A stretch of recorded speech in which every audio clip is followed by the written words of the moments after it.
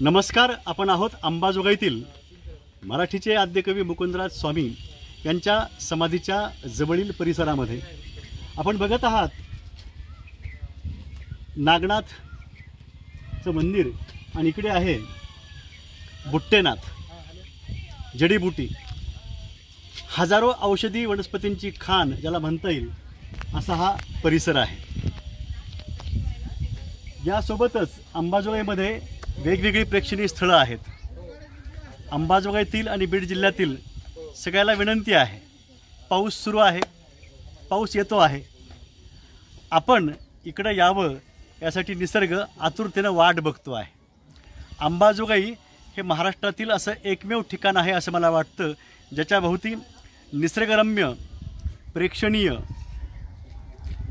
ऐतिहासिक, सांस्कृतिक, धार्मिक अशी वेगवेगळी स्थळं मोठ्या प्रमाणामध्ये आहेत। खूप चांगलं आहे अंबाजोगाई। अंबाजोगाईचं गावपण जे आहे ते अजून टिकून आहे, ती टिकवण्याची जबाबदारी आपली आहे। अधिक काय सांगावं, आपण यावं, आपल्या सगळ्यांचं स्वागत आहे। हा निसर्ग आपण भरभरून बघूया।